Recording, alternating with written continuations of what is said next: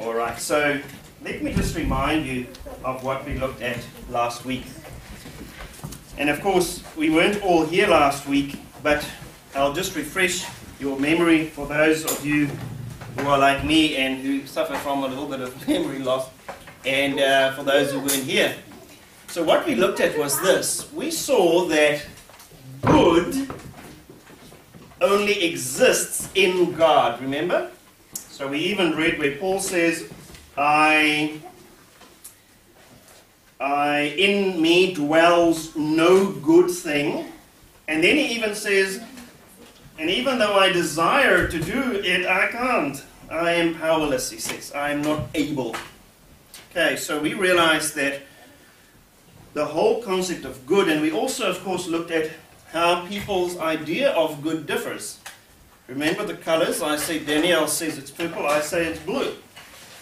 She says it's red, I say it's orange, and so on and so forth. So we realize that the concept of good is also very fluid between people. What you say is good is not what I call good.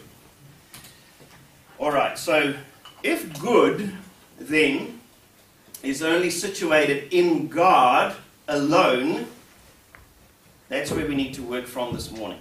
Okay, and that's how we link into last week. So, here this morning we read in 3 John, he who does what is good is from God. Now that little word from is the Greek word ek, which literally means has its origin in. Okay? Has its origin in. So, wherever we read that, and there are many, many places where that ek word is used, actually means this person has their origin in God.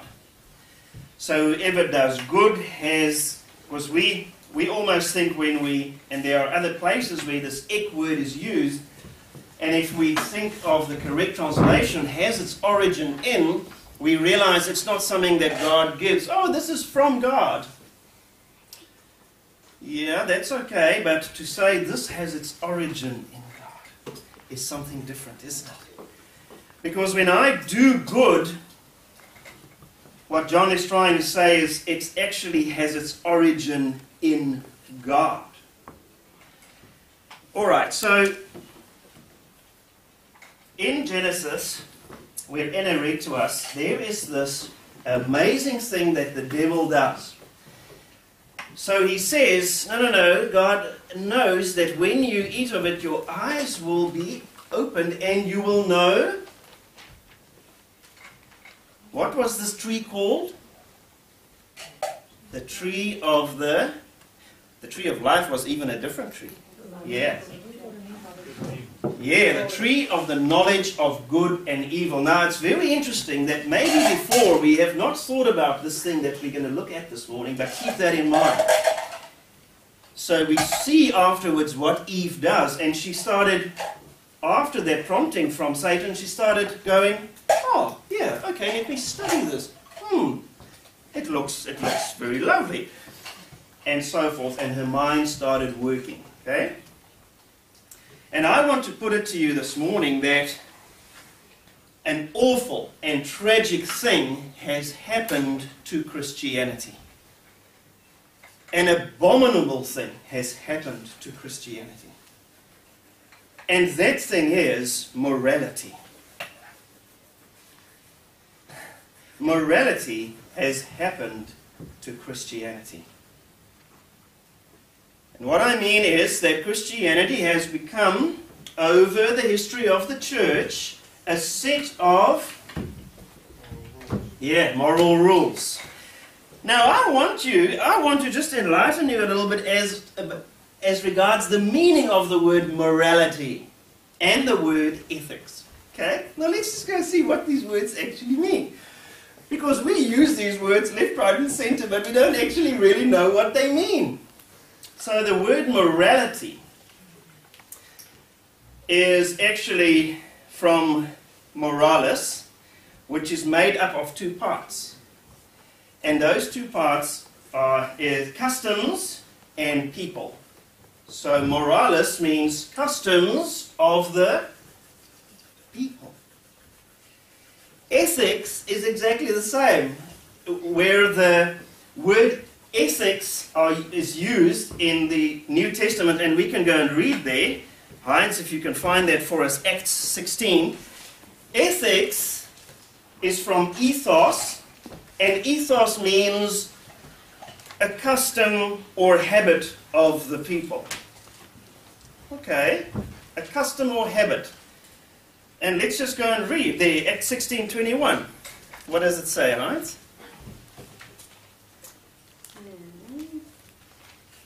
I'll start by 20. Yep. They brought them before the magistrates and said, "These men are Jews and are throwing our city into an uproar by advocating customs unlawful for us Romans to accept or practice." Okay, so the Greek word there is ethics.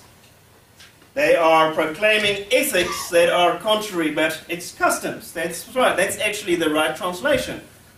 Quite correct. So because ethics are people customs. And moralis, morality, is customs of the people.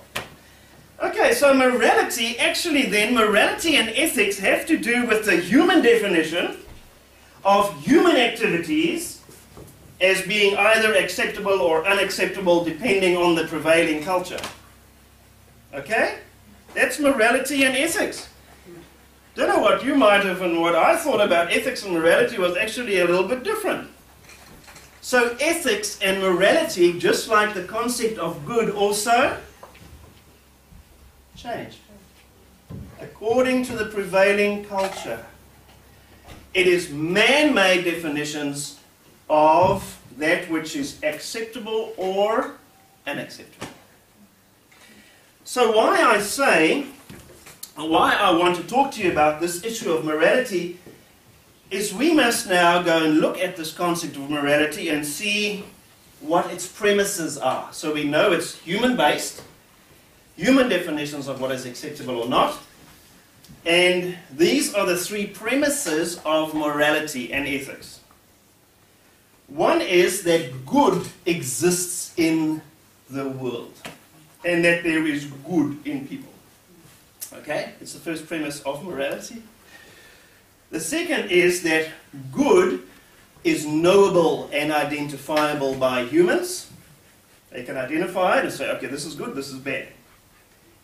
And good, the third premise of morality is good is doable by people. Okay, those are the three premises of morality. Okay, now Christianity, and I mean not Christian religion, I'm going to call it Christianity. True Christianity has these three premises, just as we saw last week. Good exists only in God. Okay, number one. Number two, good is only knowable as God reveals Himself. The only way that you can see good in front of you is God revealing Himself. That's it. There is no other way that you can see or identify good. And the third premise of real Christianity is good is only doable by the Spirit of God living in you. Okay, hang on a minute here. So, do you see the difference between these two things? Between morality and Christianity. The two are opposites. Complete opposites. Alright, so now if we look at 3 John, and of course we see there this word out of God, or has its origin in God, he's quite right. He's absolutely right. And now if we go to Genesis chapter 3, what is happening there? In fact, I believe that the devil, from the very beginning, set up morality as the deception to get people away from God. It's the opposite. Because what he did there, and you can read there for yourself, the fact that he said to her, well, you see, this is actually the issue. It's this knowledge, it's this ability to distinguish between yourself to be able to distinguish between what is good and what is evil. This is the thing that God is keeping from you. You decide. You must be able to decide, Eve, what is good and what is evil. Doesn't that sound like morality to you, this whole concept of morality that we've been discussing? And she says, yeah, that's right. When the woman saw that the fruit of the tree was good for food, I mean, that's the very point there. The woman decided, oh yeah, that looks good. According to what criteria? Absolutely. Looked good. Looks even healthy for us to consume. And so forth. Well, it's absolutely amazing that in the history of the church, this thing has ripped the soul and the life out of Christianity. Because what happened? The law was now used as the standard of morality. Okay? Oh, no, this is Christian morality, they say. Do you know that the words Christian morality is a contradiction in terms? And I know this is difficult for us to chew on, but soon the point will become clear. Christian morality is just the same as morality. It is a definition. And now that, all right, so this is the standard, and you have to adhere to this standard. You have to obey this standard. And that's what's happened in Christian religion. It has to become Christian morality. But Christian morality is simply then all that's different between Christian morality and normal morality in its definitions and premises is that the law then is the standard, but the rest is, well, it's doable by humans, it's knowable and identifiable, and so forth. But of course, the fact of the matter is this. If God is the origin of all good, and it's not identifiable by humans, so you can't identify it in the first place, and if it is only doable by God's Spirit in you, then man literally has no role in that whole thing at all. And this might lead you then in your mind to ask, but heck, why was the law given then in the first place? If it's morality and God, it's an abomination to God. Morality is an abomination to God. Because what it does is it sets itself up as the opposite to God. It is no longer Him. He has given a thing. Say, okay, there we go. So what was the purpose of the law then? There were two things. Who knows? It was not for morality. Let's start there, okay? Why was the law given? To reveal sin. There we go. Paul writes very extensively about that. He says, look, the law is there so to bring you to the place where you know you can't actually do it. That's quite amazing. What was the other purpose that the law was given for? To reveal the character of God. But the church has taken that and said, all right, this is the standard for our morality. Oh my word. And immediately it's an abomination to God. Why is it an abomination to God? See? It makes God irrelevant. It does make God irrelevant. That's very good. There is no need. It's like a winding up of a clock and then, all right, off you go. There we go, no problem. But what does it also imply if we make morality, if we set up a Christian morality? We don't need Jesus. No, of course not. You're absolutely right.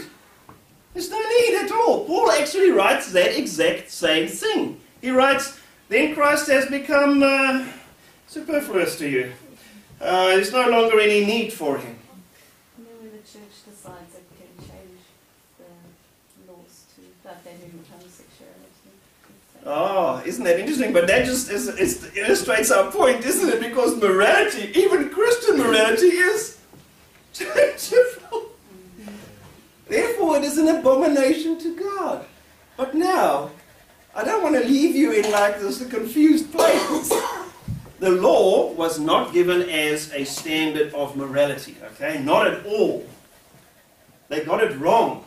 The law was there to reveal the character of God and to bring man, like you said, to identify what sin is and to bring man, to bring us to that place where we say, where Paul says, I cannot carry it out.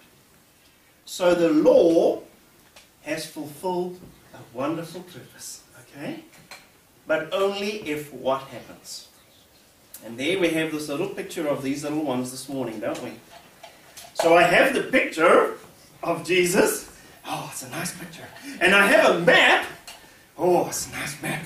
And I cuddle the map, and I fold the map, and I wear it on my head, and I put it under my pillow.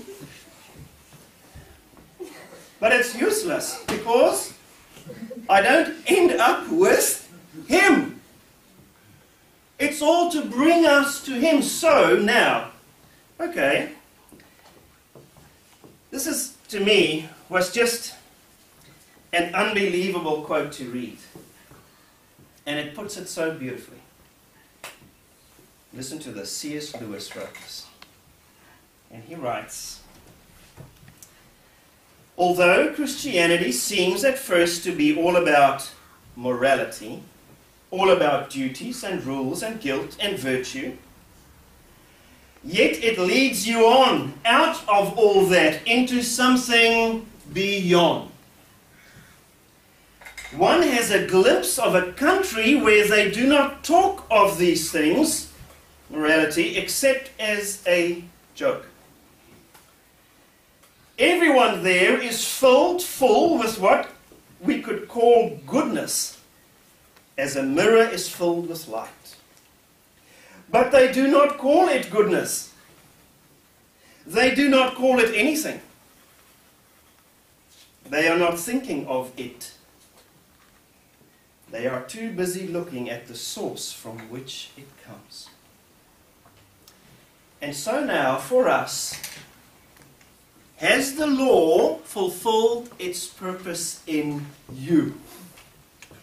And the purpose being to reveal the character of God to you and to bring you by sheer horror, like it was so amazing with this. I read this quote by Major Ian Thomas. Exactly the same, where he says, look, he had come to the end. And it's a wonderful place to come to. That means the law has fulfilled. If we think, and this is how Christian religion thinks, has the law fulfilled its purpose in your life? Courtney? Then we think, oh, okay, let me just think. Am I doing that? Am I doing that? I'm not doing that. I'm not doing that. Am I doing that? Am I doing that? Am I not doing that? Am I doing that? Am I not doing that? And I mean, you'll lose your mind. Instead of morality, true Christianity is God as its origin, God the origin of all good, living his life through you to the glory of God the Father. And at the same time, all those moral laws and rules are fulfilled and more. Fulfilled and more. And here the devil, I find it amazing that the devil chose to set up morality as the means by which he could get people. Now remember, what was the devil's sole purpose? Sole purpose. He has only this one purpose, because that's the only thing that he has to worry about. Stop people knowing him. Is to bring people to Christ, yes. Is to prevent people from getting to Christ. And I mean, setting up morality is brilliant. I think it's a brilliant plan because it has taken, let us dive into, this is called Christian morality. And those do, not do, not do, not do, do, not do, not do, not do. It's incredible. It is not morality. Get rid of that idea altogether in your heads. See the law in the way that Scripture presents it to itself to us. Those are the two purposes, and have those two purposes occurred in your life. It's amazing to me. I can tell a person from a long distance who is a Christian morality Christian and who is a real Christian. Because the Christian morality Christian, the Christian who sees Christianity as morality, they become judgmental, they nitpick, and they're always looking in the person's eye. Look, it's just so clear. It's unbelievably clear. He is the origin of love. He is the origin of all good. And far from Christian morality, I was amazed by this quote by C.S. Lewis. He's beyond that. So it's not bad, and I also am not saying the law is bad. Like Paul, I say to you, the law is good. If it fulfills its purpose, then the law is good. And of course, that purpose is to bring you to the living. Christianity is all about the Spirit of Christ coming into you and living out that life which has its origin in God out through you. That is the only thing that can be pleasing to God. You got that? None of your efforts. Isaiah tries to make it very clear for us. Even our most righteous acts are like filthy rags, an abomination to God. Only that which has its origin in Him can please Him.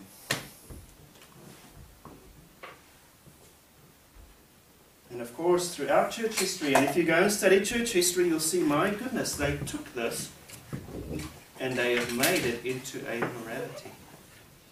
And it is devoid of the indwelling life of Christ.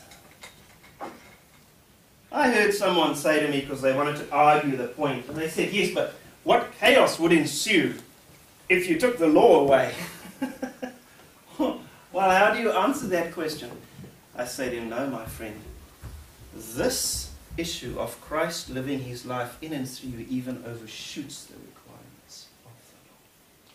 Far from causing chaos to ensue, because there are religious persons say, no, you can't take it away because then chaos would ensue. And when it comes to little ones, yes, we share that character of God as revealed in the law with them. But ultimately, parents, you must make sure that there is no question in their minds that Christianity is not Christian morality. That they need to come, every single one of them, to that place where the living Christ is living in and through them. There is no other definition for Christianity. Everything else is changeable and changing and undoable. So don't ever confuse these two things again. And even if you want to chat to me a little bit afterwards, then we can do so, because there are so many scriptures that make this thing so clear. We have to literally turn the church up, right side up again, so that it is correct again. That we come to Him. He's the origin, and He's also the life. Jesus did not say, like Buddha, when Buddha died, his followers said to him, what must we do? What must we do? And he said, well, don't worry about me. It's my writings that you must take care of and see that it gets spread. And they said, okay. And that's exactly what they did. What did Jesus say? Did Jesus say, oh, okay, now just before I die, here are all the scrolls. Now go lock them, keep them very safe. These scrolls are extremely important. No, he did not say that. What did he say? Exactly. And he said, I am the way. I am the truth. Buddha said, here is this truth. Here is the truth. All written down on these parchments or whatever the case may be. And that's what he passed on, his teachings. Not the Lord Jesus. He said, I am the way. I am the truth. I am the life. Which makes Christianity something completely outside of any of what we understand as Christian morality. It just isn't the same thing at all. So this morning, let us praise God for this living life, this way that he expresses himself in and through us, and allow him to. And consider this. If you believe in Christianity as Christian morality, it is rebellion against God. It's as simple as that. And people do not grow in their relationship with God. I think, man, on the one hand you are purely rebelling against God, and on the other hand you don't know why, what's the matter, why, and you think you're pleasing God, while at the meantime you are rebelling against Him. It's odd, hey? The devil was very clever in just slicing it away there and setting up this other system where you can decide or know what is good or not good and then do it. So let us this morning, just in our prayer, thank Him for this extraordinary gift of Himself.